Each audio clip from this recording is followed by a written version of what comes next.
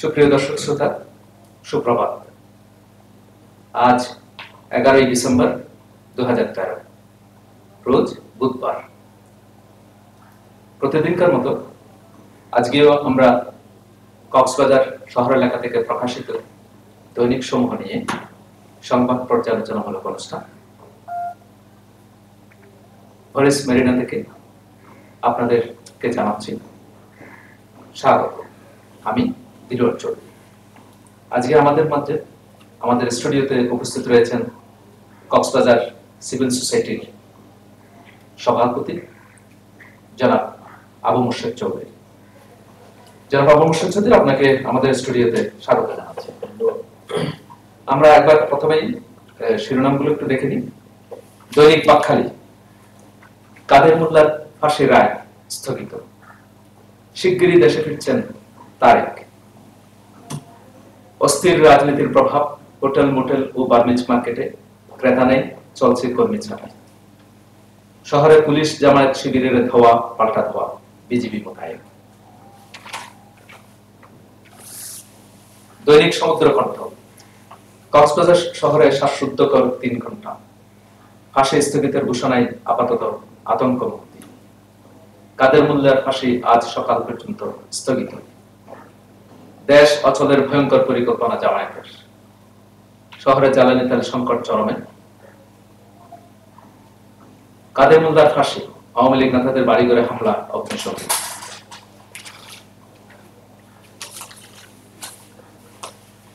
দৈনিক সৈকত, ফাঁসির আদেশ 10টা 30 মিনিট পর্যন্ত স্থগিত। প্রাণ ভিক্ষা চাননি কাদের মোল্লা। এর জামায়াতের বিবৃতি, এর পরিণতি হবে ভয়াবহ। শেষ সাক্ষাৎ করলেন কাদের মোল্লার পরিবার। দৈনিক দৈনন্দিন, কাদের মোল্লার ফাঁসির আদেশ স্থগিত। জেলা জুড়ে জামায়াত শিবিরের তাণ্ডব। 1.5 লাখ ইয়াবার মূল হোতাকে ধরিয়ে দিলেন এমপি পদি। জেলায় নানা কর্মসূচিতে আন্তর্জাতিক মানবাধিকার দিবস উদযাপন।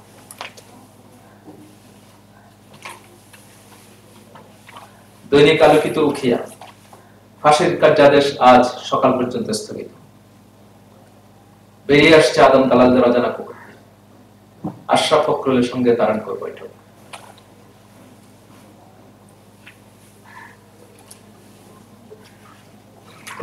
জনাব চৌধুরী, আমরা প্রায় সব পত্রিকারই আজকের প্রধান শিরোনাম দেখতে পাচ্ছি, কাদের মোল্লার ফাঁসির রায় স্থগিত করা হয়েছে। বিশেষ করে গতকালকে আমরা জানতে পেরেছিলাম, গতকাল দিনগত রাত, তাও আজ রাত 12টা 1 মিনিটে ফাঁসির রায় কার্যকর হবে। ইতিমধ্যে কাদের মোল্লার আইনজীবী ব্যারিস্টার আব্দুল রাজ্জাক চেম্বার জজের কাছে রিভিউর জন্য করেছেন, রাত্রে এটা করেছেন এবং সেই সূত্র ধরে রায় স্থগিত করা রাখা হয়েছে শুনানি পর্যন্ত। এই যে মামলা রায় স্থগিত করা হতো, কাদের মোল্লার ফাঁসির রায় দেওয়া হলো, মৃত্যু পরোয়ানা জারি করা হলো সরকারের পক্ষ থেকে, সাংবিধানিক ভাবে এখানে কি কতটুকু এটা প্রযোজ্য এবং শেষ পর্যন্ত কি হতে পারে? পাশাপাশি দেশের অবস্থাও খুব বিশৃঙ্খল পরিস্থিতি দেখা যাচ্ছে। এ ব্যাপারে আপনার মন্তব্য? ধন্যবাদ। আসলে আজকে সব ব্যাপারে কাদের মোল্লাকে একটা হেডলাইন করা হয়েছে, কাদের মোল্লার ফাঁসি রায়কে। এটাকে আমি দুভাবে দেখি। আমরা এর মধ্যে জেনেছি যে কাদের মোল্লার ফাঁসি রায় যেটা আন্তর্জাতিক ট্রাইব্যুনালে যেটা বিচার হচ্ছে, এটা কোনো ধরনের আপিল বা কোনো ধরনের নেক্সট স্টেপ নেওয়ার কোনো সুযোগ নাই বলে অনেকটা আমাদের বলেছেন। এবং আমাদের 1973-এর যে সংশোধনী, বিশেষ করে ওয়ার ক্রিমিনাল অ্যাক্ট সংশোধনী করে কোনো পরবর্তী কোনো পদক্ষেপ নেওয়ার কোনো সুযোগ নাই, এটা আমরা জেনেছি। কিন্তু ব্যাপারটা হচ্ছে এখানে দুইটা দিক। একটা দিক হচ্ছে যে যারা আসামি পক্ষ, ওনারা যে একটা সুযোগ পেলেন এবং আইনের শাসনের একটা ভালো একটা প্রতিফলন আমরা লক্ষ্য করেছি, যেহেতু চেম্বার জজের কাছে গিয়েছেন। আইনের যে আইন যে সবার জন্য সমান আইনের চোখে, এই জিনিসটা একটা হচ্ছে একটা পজিটিভ দিক। এটা হচ্ছে যে আইনের একটা আশ্রয় ওনারা পেয়েছেন। এখন বাকিটা যেহেতু সাব জুডিস ম্যাটার, এনে আমরা কোনো ধরনের মন্তব্য করাটা ঠিক হবে না, কি হয় যেহেতু আইনের আওতাধীন আছে। সুতরাং আমি বলবো এটা ইটস এ গুড সাইন, এটাকে আমাদের বিচার বিভাগের স্বাধীনতার কথা আমরা বলতে পারি এখানে কাজ করছে। অন্যদিকে এটাও সরকার পক্ষের একটা জানা উচিত, যারা লয়ার আছেন, এই ধরনের একটা সুযোগ যে আছে, সুতরাং এটা একটা যে সুযোগ, যেটা আসলে ওনাদের আমল আছে কিনা আমি জানি না, এটা যদি জেনে থাকেন তাহলে এই জিনিসটা রাইটটা যেভাবে দিবাগত রাতে যে কাজ, এই জিনিসটা কিন্তু মিডিয়াতে আসাটা মনে হয় ঠিক হবে, যার ফলে আমরা বিভিন্ন কিছুটা নাশকতা দেখি, জামাত শিবিরের তাণ্ডব আমরা লক্ষ্য করেছি, অনেক ক্ষয়ক্ষতি হয়েছে। সুতরাং এইসব জিনিসগুলা সবকিছু আমলে নিয়ে করা উচিত বলে আমি মনে করি। কিছু কিছু আমরা লেখিক্সও দেখতে পাই, এটা আমার দৃষ্টিকোণ থেকে আমি বলছি। সুতরাং সবকিছু আমলে রেখে আসলে এই ধরনের সিদ্ধান্ত দেওয়া উচিত, এবং মিডিয়াও এটাকে খুব একটা বেশি করে ফলো করা উচিত না, যেহেতু এটা যেহেতু নেক্সট স্টেপ অপরচুনিটি রয়ে গেছে। সুতরাং মিডিয়ার কিছুটা আপনার যে কোনো একটা সিদ্ধান্তের ফলে আফটার এফেক্টটা কি হতে পারে জনগণের, আপনি তো দেখতেই পাচ্ছেন যে সারা বাংলাদেশ ব্যাপী জামাত শিবিরের তাণ্ডব, স্বাভাবিক ওরা করবে, অস্তিত্বের সংকট। সুতরাং যেহেতু আজকে 10:30 পর্যন্ত টাইম ফ্রেম আমরা দেখেছি, দেখা যায় সুতরাং বিচারাধীন বিষয় নিয়ে আমাদের আসলে বেশি কথা বলার কোনো সুযোগ নেই, বলা উচিত না বলে আমি মনে করি। সুতরাং আমরা চাই যে ন্যায় বিচার হোক এবং যেটা সঠিক ওইটা কার্যকর হোক, এটা আমাদের আর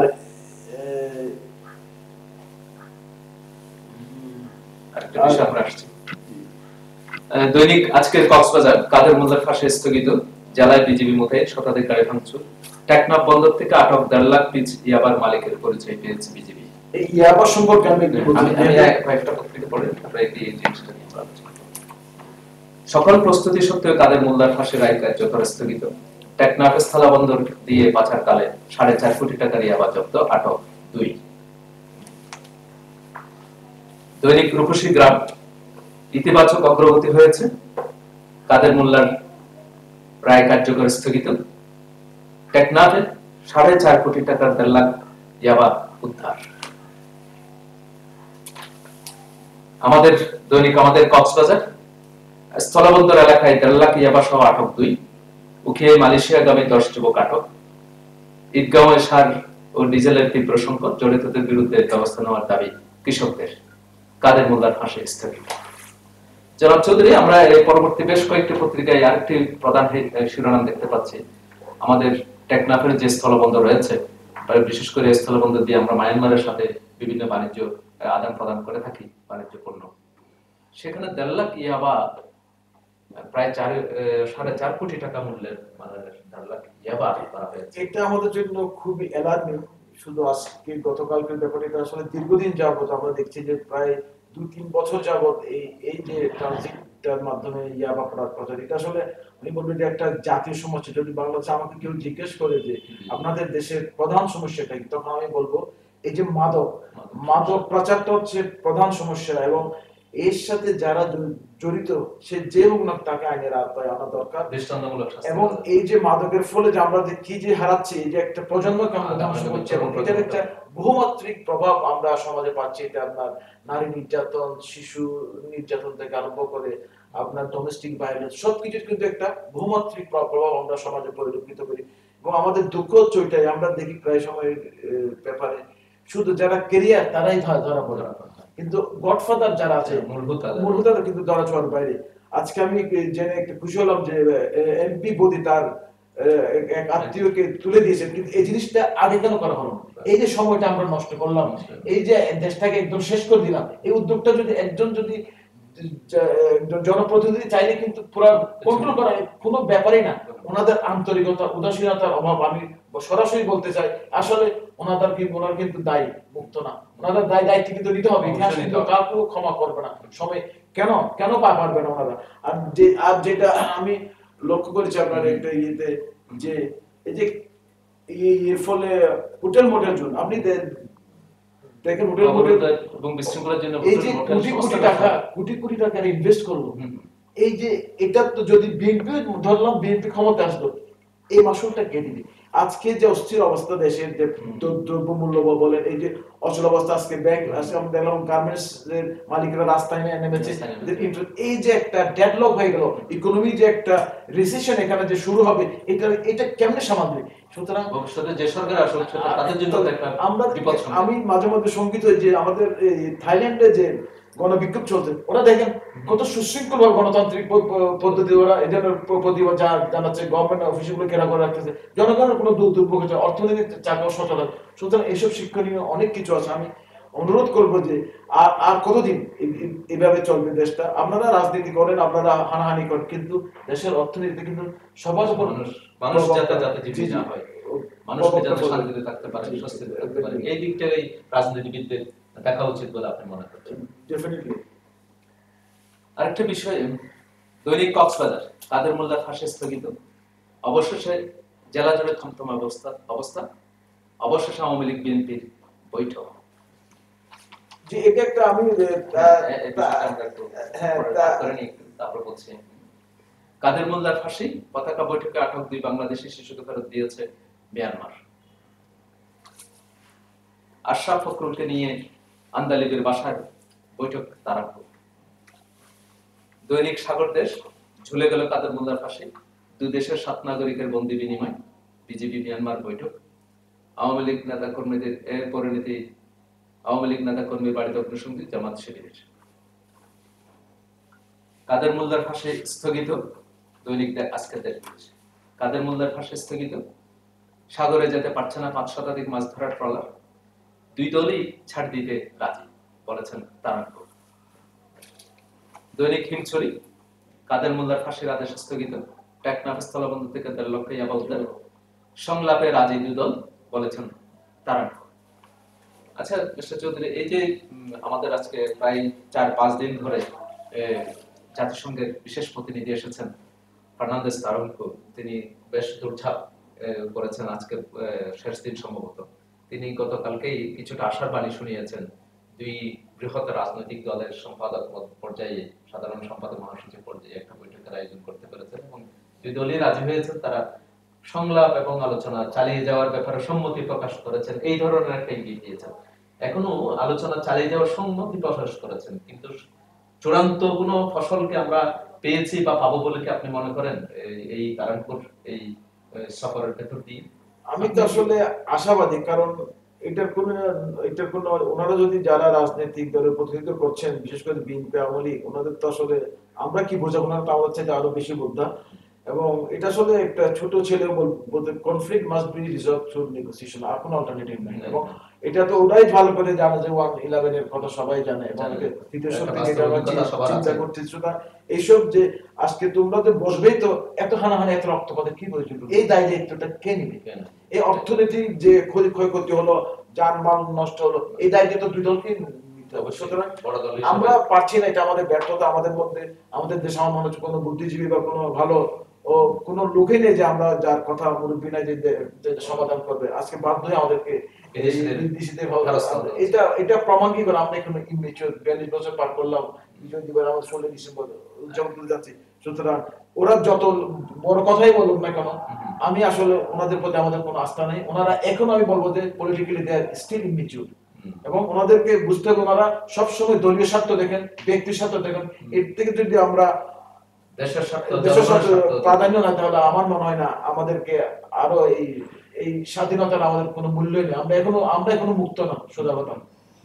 আমাদেরকে পলিটিক্যাল বিহেভিয়ার, এবং আমি মনে করি একটা একাডেমি খোলা উচিত এসব রাজনীতিবিদদেরকে, সকল পলিটিশিয়ানদেরকে একাডেমি, কি গণতন্ত্র কি মানুষের জন্য নাকি ওদের নিজেদের জন্য? এটা আসলে বিরাট একটা প্রশ্ন। তো আমি আশাবাদী যে অন্তত তারেনপুর এসে যদি আমাদেরকে যদি উদ্ধার করতে পারে, এটা তো আমরা চাইবো যে দেশটা শান্তি হোক, এদেশে একটা সুন্দর পরিবেশ বিরাজ করুক, এটা আমরা কামনা করি। উভয়ের মধ্যে যে জায়গায় সংবিধানের যে জায়গায় যে মত পার্থক্য, সেই মত পার্থক্য মোচন করে আপনি কি সাধারণ সম্পাদক পর্যায়ের যে আলোচনা, আমরা একটা সাধারণ সম্পাদক পর্যায়ের আলোচনায় এক সময় আরো একবার দেখেছিলাম আব্দুল জলিল মান্নান ভূঁইয়ার একটা, সেই ফসল আমাদের একটা তিক্ত অভিজ্ঞতা আছে, কিন্তু এখন তো ওই প্রেক্ষাপট, এখন সময় চেঞ্জ হচ্ছে।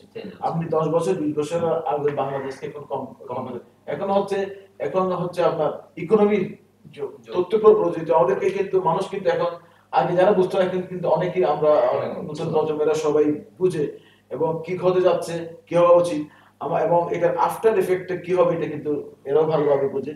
সুতরাং আমি বলবো যেহেতু আমাদের অনেক নমনীয় ভাবে তারা আমরা হেড অফ দা পার্টি পর্যায়ে কিন্তু আমরা ব্যর্থ হয়েছি। আমার মনে হয় এটা এর চাইতে আরেকটু নিচু স্তরের এই যে সচিব পর্যায়ে যদি হয় আমার মনে হয় ওনারাও এখন বুঝতে পারছেন যে এটা আসলে আমাদেরও আসলে আনপ্রেডিক্টেবল বাংলাদেশের রাজনীতিতে প্রেডিক্ট করা যায় না কে কি চায়। এখন ব্যাপারটা ওনারা চাচ্ছেন যে আমাদের প্রাইম মিনিস্টারের যে ওনার যে আপনার জুডিশিয়াল যেসব পাওয়ার ওইটাকে একটু যদি খর্ব করে হয়তো একটা নেগোসিয়েশন চলতেছে আমরা এখনো জানি না ক্ষমতাকে কমিয়ে পদে কি করা যায়। আসলে তো এটা একটা কোন একটা ফয়সালা তো করা দরকার বলে আমি মনে করি। এখন দেখা যাক মানে অবৈদিক সম্মান যাতে রক্ষা হয় এখানে হচ্ছে এখন যাতে কেউ যাতে এটা একটা বিজয় মিছিল যাতে না করতে পারে কেউ না পারে যে একভাবে আমি বিজয় এক্স্যাক্টলি এটা দুদলকে ছাড় দিতে হবে কারণ দুদলকে ছাড় নিলে নেগোসিয়েশন কিন্তু একদম যদি বলে যে বিচার মানে তার কাছে আপনার হয় দুদলকে ছাড় দিয়ে একটা মতকে আসতে সমঝোতায় আসতে হবে অন্তত আমাদের দেশের সাথে জনগণের সাথে ডেফিনেটলি। যা শুনছিলাম আমাদের দেশের আমরা সকলেই দেশের কল্যাণ চাই। আমাদের যারা রাজনীতিবিদ যারা আমাদেরকে পরিচালনা করছেন দেশ শাসন করছেন দেশ পরিচালনা করছেন আমাদের যারা অভিভাবক তারা আরো বেশি করে এই বিষয়গুলো উপলব্ধি করবেন সেই আশা আমরা সকলে বেঁধে আছি। আজকের অতিথির মতো আমরা সকল দেশবাসী সেই আশাই আমরা কামনা করছি। এতক্ষণ আপনারা সংবাদ পর্যালোচনামূলক অনুষ্ঠান উপভোগ করলেন। এই অনুষ্ঠান প্রতিদিন একই সময়ে দেখতে পাবেন।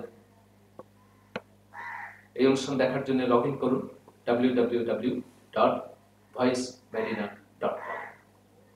ততক্ষণ পর্যন্ত আপনারা সকলেই ভালো থাকুন, নিরাপদে থাকুন।